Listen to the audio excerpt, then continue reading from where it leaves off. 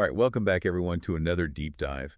One of the really fundamental questions that kind of haunts anyone who's, interested in knowledge and how we acquire it is why is it valuable? Yeah, it seems like such a basic question, doesn't it? It does, but the more you think about it, the more you kind of get lost in all the different possibilities, right?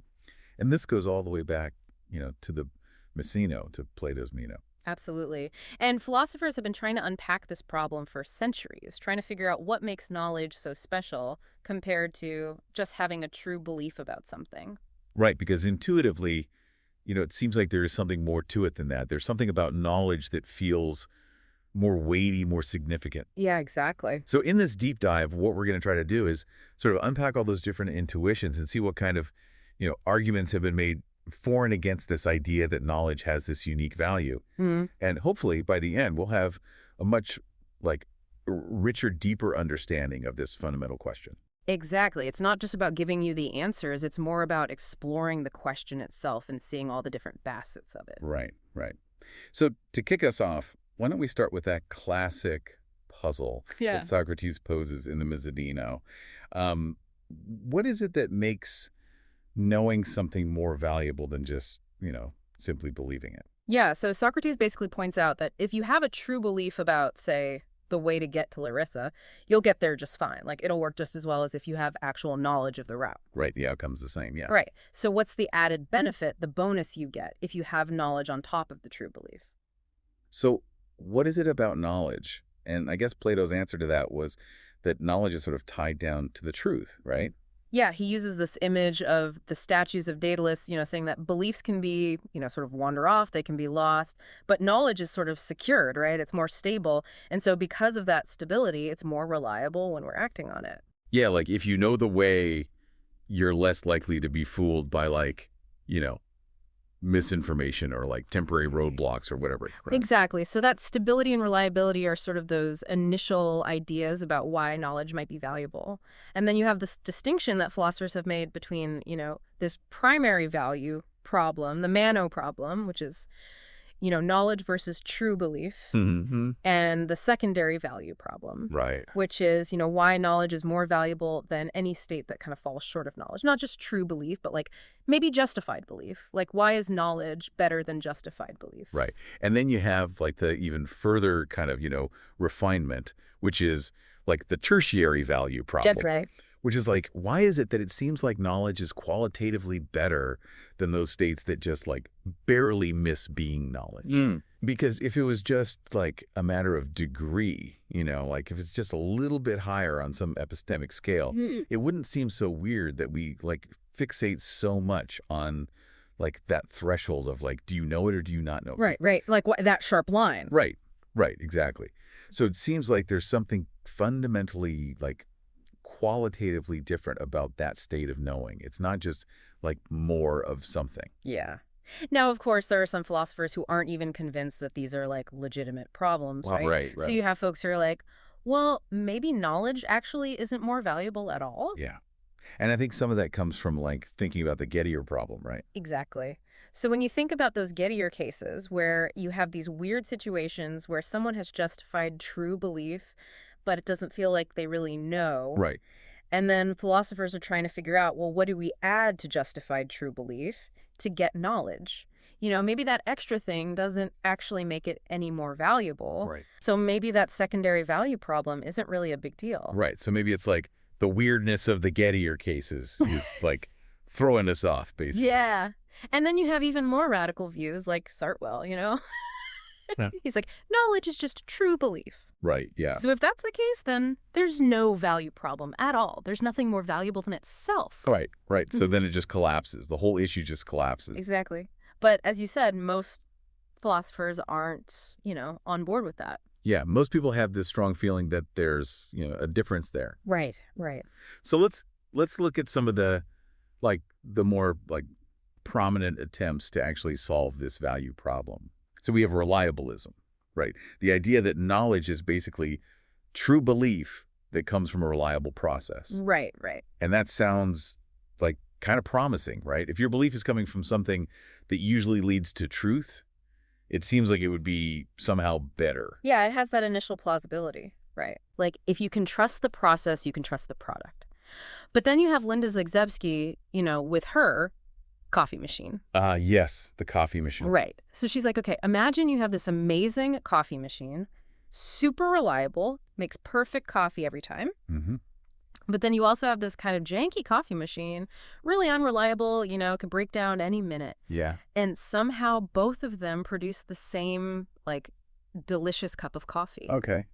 Now, is the cup of coffee that came from the reliable machine more valuable? No, not really. Right. So her point is that just because a true belief was formed reliably doesn't make that true belief itself any more valuable. Right. The truth is what you want, right? Yeah. And the reliable process is just like a means to that end. Right, right. So it's like the coffee machine is just the process, the coffee is the belief, and the good coffee is the true belief, and it doesn't really matter how you got it, as long as you have it. And I think they call this the swamping problem, right? Where, the value of the true belief sort of swamps any extra value that comes from the process itself. Exactly. And this is a problem not just for reliabilism, right? It's a problem for any theory of knowledge that sort of puts truth as the central, goal of knowledge. Right. If all you're adding is this reliable way to get to the true belief, and you already have the true belief, where's that extra value coming from? All right, it doesn't seem like you're adding anything. Yeah. But I think there have been some interesting responses to this whole swamping idea, right? Oh, yeah, definitely. Like Carter and Jarvis, what did they say? So Carter and Jarvis, they kind of flip this swamping problem on its head, right? Okay. So they're like, well, if you take this swapping idea seriously, it would mean that if you don't get the truth, then a reliable process is also worthless. Oh, interesting.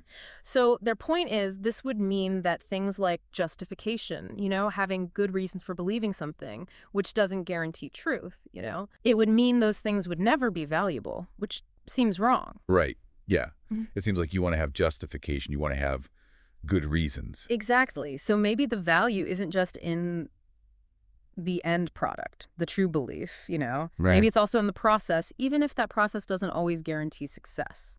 Okay, so they're sort of complicating the picture a little bit Yeah. and saying that, the swamping argument might be a little too simplistic, basically. Exactly. And even if you grant them the swamping problem, reliabilists can still say, look, it's not just about getting to the truth. Okay.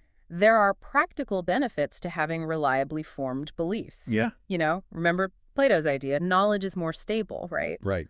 Yeah. So if you have a reliable process, you're more likely to have stable beliefs. Mm-hmm. And that might lead to better actions overall. Okay. More success in the long run. That makes sense, yeah. And then there's also, this idea of agent reliabilism, right? Yeah, so agent reliabilists like Greco, they focus on the idea that it's not just any reliable process that matters. It's the reliable processes that are part of your cognitive character, your intellectual virtues, your skills and abilities. Okay. Right. And the idea is that those things might be valuable in themselves regardless of whether they produce a true belief in a specific instance. Right. Think about being a careful observer, or being able to reason logically. Mm-hmm. Those seem like good things to have, even if you might make a mistake sometimes. Right. Right. You're not always going to get to the right answer. Exactly. So the value might be in your character, in your intellectual character, rather than just in the belief itself. Okay. And then we have, Zagzebski herself, who I think later moved more towards a virtue epistemology view. Yeah, she kind of came around to that, saying that knowledge isn't just true belief, but it's true belief that comes from intellectual virtue. Right. So it's about having the right kind of cognitive abilities. Okay. And that's kind of shifting the focus from the process, the reliability of a process in general, to the quality of the person who's having the belief. Exactly. Okay. So now we're getting into virtue epistemology. And then in virtue epistemology, we have this idea of credit, right? Mm-hmm. That if your true belief comes from your intellectual virtues, you kind of deserve credit for it. Yeah, the idea is that you're responsible for that belief in a way that you wouldn't be if it was just lucky. Right. So knowing isn't just about having the truth, but it's about achieving it through your own efforts, your own cognitive abilities. Okay. So it's there's a certain amount of agency involved. Yeah, exactly. But I guess Baer is kind of pushed back against this a little bit, right? Yeah, Baer's been a little skeptical about whether these credit theories actually solve the value problem. Okay. He's worried that they might actually kind of make knowledge seem less valuable in a way. Oh, how so? Well, because it's almost like, it's turning it into this like reward system, like you did a good job, so you get knowledge. Right. And it's not really about, what knowledge actually is or why it's good to have it. Oh, I see. Yeah. It becomes more about like the reward, the praise. Exactly. Okay. Okay. But Sosa, I think he's got this like another perspective within this credit framework. Yeah. Sosa says that even if we think of the belief as being separate from the process that generated it, the fact that it was produced by something valuable, like an intellectual virtue, can still make that belief more valuable. Okay. It's kind of like, if you have a tool that's been crafted really skillfully, Right. the craftsmanship adds value to the tool, even if the tool itself is just for like a specific purpose. Right, right. So it's like the value isn't just in the truth of the belief, but it's also in the fact that you got there through like a skillful, admirable way. Exactly. Okay. And then I think this kind of leads us to what's called the performance normativity framework. Yeah. And this is where things get really interesting because this framework is like a whole way of thinking about how we evaluate actions, right? Right. And how we decide what's valuable about them. So the idea is that any performance, any action that you're trying to do, like hitting a target with an arrow or playing the piano or, in this case, trying to form a true belief, Right. can be evaluated on like 3 different dimensions. So you have success, which is just, did you achieve the goal? Right. You have skill, which is like, how competent are you at the thing you're doing? Mm-hmm. And then you have success because of skill. Okay. And the framework says that when you have success because of skill, that's an achievement. Right. So you're not just succeeding because you got lucky or because the situation was easy, but you're succeeding because you're actually good at what you're doing. Oh, okay. So it's like hitting the target because you're a good archer, not because the wind blew the arrow in the right direction. Yeah. Exactly. And then there's this further idea, the value thesis, which says that achievements are like finally valuable. Right. They're good in themselves. So the thought is, if we think of knowledge as a kind of cognitive achievement, Mm-hmm. right? Like you've achieved a true belief because you're good at using your cognitive faculties. Right. Then we have a really nice explanation for why knowledge is more valuable than just, true belief or justified belief. It's because it's an accomplishment. It's something you've done. Right, right. So it's not just like a state you happen to be in. Exactly. It's like you've done something to earn that state. Right. Okay, okay, I see. And that really nicely addresses like the secondary and tertiary value problems, right? Exactly. Exactly. It gives us a way to say, like, here's why knowledge is special. It's this achievement thing. But of course, philosophers like to complicate things. Right. So there are some objections to this idea of knowledge as achievement. Yeah. What are some of the problems? One problem is that some achievements just seem like too trivial, too easy. Okay. Or maybe even morally bad. Like imagine someone who's really, really smart and they just like breeze through a simple puzzle. Mm-hmm. It's an achievement technically, Right. but it doesn't feel very valuable. Right. No, not really. Yeah. And what about like a really skilled criminal who manages to, pull off some elaborate heists? Right. That's an achievement in a way, but it's not something we want to celebrate. Right? It's a bad thing. Yeah, it's a bad thing. So the response here is to say, okay, we need to distinguish between the value of an achievement qua achievement, like just as an achievement, Okay. and the overall value of that specific achievement, which might be low or even negative. Right. Right. So it might be valuable as an achievement, but the thing that's being achieved might be bad in itself. Exactly. So it's not a simple equation. Right. Right. Okay. And then there's the ever-present problem of luck. Right. Oh, yeah. Luck always comes in and messes things up. Yeah. It's always there, lurking in the shadows. Yeah, exactly. So it seems like some kinds of luck are okay with achievements, but knowledge is really, really picky about luck. Mm-hmm. Like knowledge does not like luck at all. Right, right. It has a very low tolerance for luck. Think about like that classic archer example. Okay. So you have a skilled archer, right? Mm-hmm. And they hit the bullseye. Great. But then imagine that a gust of wind comes along and like knocks the arrow off course. Oh, no. And then another gust of wind comes and pushes it back on course. Okay. So they still hit the bullseye. Right. Is that still an achievement? I mean, yeah, they still hit the bullseye. Yeah, they did. But it feels like it wasn't entirely because of their skill. Right, right. It feels fluky. Yeah, exactly. And Greco's argument is that in those cases, the success isn't really because of the archer's ability in the right way. Okay.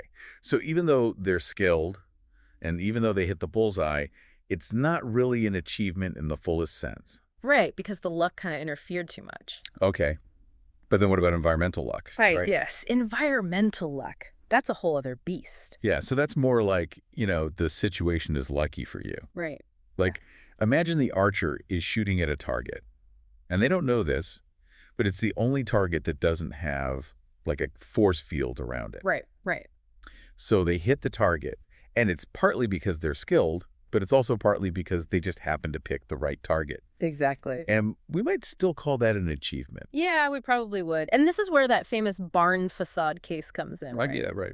Where you have someone who's driving through, barn facade county. Right, where everything looks like a barn. Everything looks like a barn, yeah. But most of them aren't. Exactly. Most of them are fake. Right. But they happen to look at the one real barn, and they form the belief, oh, that's a barn. Mm-hmm. And they're right. It is a barn. Yeah, lucky them. Yeah, they got lucky. Right. And so their belief is true, and it's formed in the normal way. They're using their perception, but it feels like they just got really, really lucky. Right. And a lot of people think that doesn't count as knowledge. Right. Even though it might be a cognitive achievement in a way. Yeah. So knowledge seems to be even more sensitive to luck than other kinds of achievements. Okay, so it's not just any kind of luck. It's a specific kind of environmental luck that knowledge really doesn't like. Exactly. And this has led to like a ton of debate. Yeah. Some people are trying to refine what we mean by cognitive ability to rule out these barn facade cases. Mm-hmm. Other people are saying, no, they do have knowledge. They just got lucky. Right. And then you even have empirical studies showing that, regular people on the street, if you describe the barn facade case to them, they're likely to say that the person does know it's a barn. Interesting. So it's a really messy issue. It's complicated. Yeah. And then, even if we figure out the luck problem, there are cases of knowledge that don't seem like achievements at all, right? Yeah, that's true. Like, what about knowledge from testimony? Right. Like, imagine you're at a train station and you ask someone for directions, and they give you the right directions. Okay. You now have knowledge about how to get to your destination. Right. But it wasn't really your cognitive achievement that got you there. Right. It was their knowledge that you're kind of using. Yeah. You're basically piggybacking on their cognitive achievement. Right. So that suggests that maybe not all knowledge requires like this huge personal cognitive achievement. Right. So maybe the achievement model is good for some kinds of knowledge, but not for others. Exactly. Okay. So we've been talking about this idea of knowledge as achievement. But there are some philosophers who think we're focusing on the wrong thing. Yeah. That maybe the real prize, the real thing that's valuable, isn't knowledge, but understanding. Yeah, exactly. And Kvanvig is like the main proponent of this idea. Right. He's like, look, understanding is what we should really care about. Okay. And it's different from knowledge. Okay, so what's the difference then between knowledge and understanding? So Kvanvig makes this distinction between what he calls objectual understanding a particular subject matter, Okay. like the causes of World War I or something like that, Right. and propositional understanding, which is understanding why a specific claim is true. Okay. Like, why is it true that the Earth revolves around the sun? Right.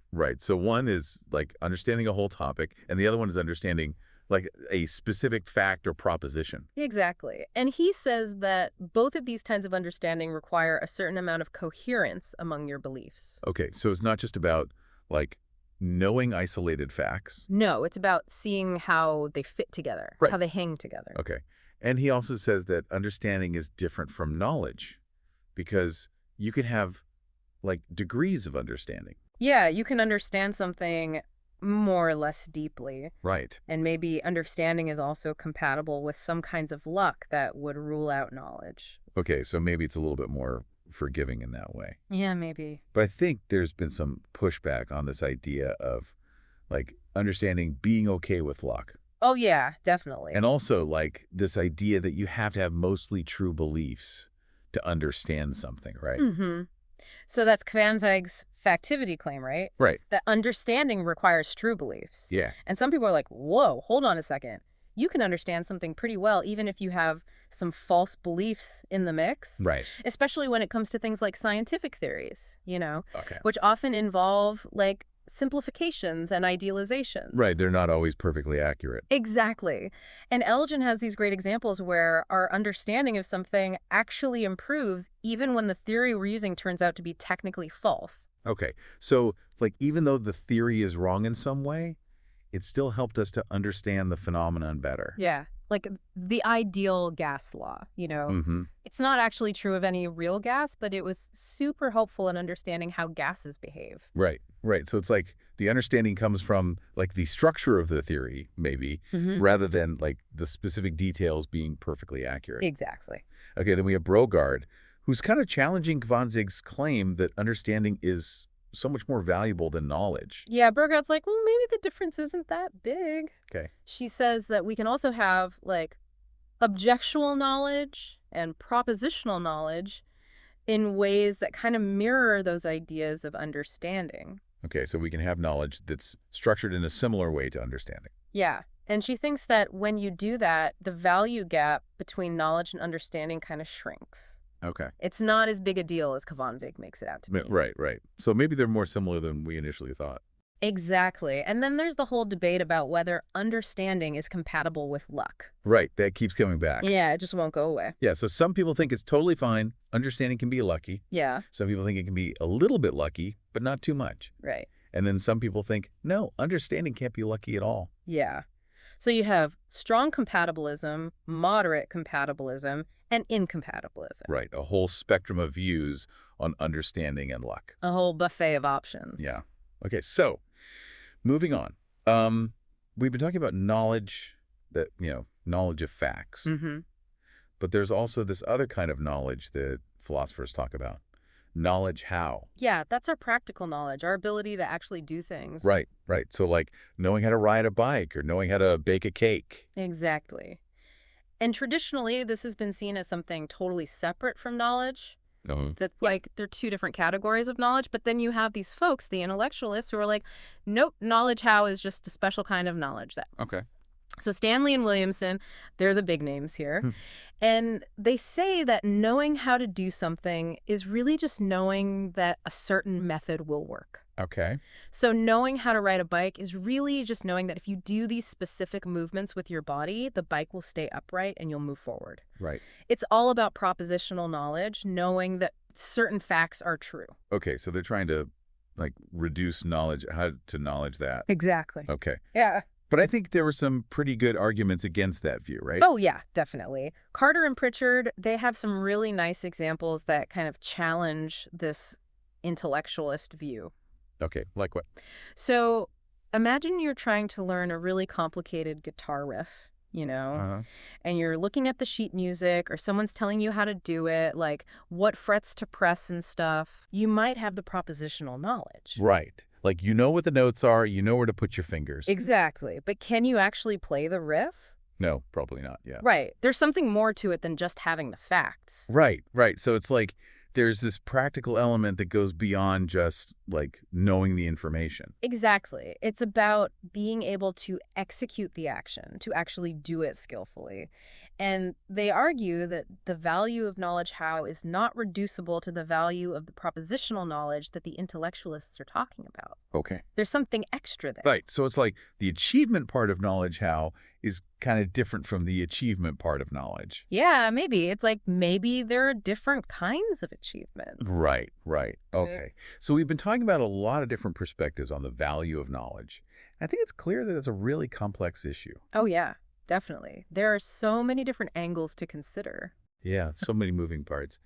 And I think we've seen some really interesting arguments, like from Plato's idea of stability to Zagzebski's coffee machine to the performance normativity framework.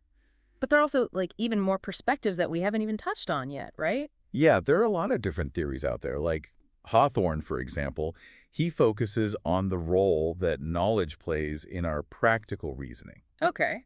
He says that we should only use a proposition as a reason for acting if we actually know it to be true. Okay, so it's not enough to just believe it, Yeah. even if we believe it really strongly. Exactly. And he uses this thought experiment called the lottery case to illustrate this. Right, right. So imagine you buy a lottery ticket, and there are like a million tickets out there. Okay. And you have this one ticket. Right. it's super unlikely that you're going to win, right? Yeah. But you don't really know that you've lost. Right. So Hawthorne's point is that even though it's super, super probable that you have a losing ticket, you shouldn't use that belief to, like, go out and spend all your money. Right. Because you don't actually know it. So knowledge has this special status when it comes to, like, making decisions and taking actions. Exactly. And then you have Craig, who has this kind of functionalist view of knowledge. Okay, what's that? So instead of focusing on, like, what knowledge is in itself, he's more interested in the role that the concept of knowledge plays in our lives. Okay. And he thinks that the concept of knowledge emerged as a way for us to identify reliable informants.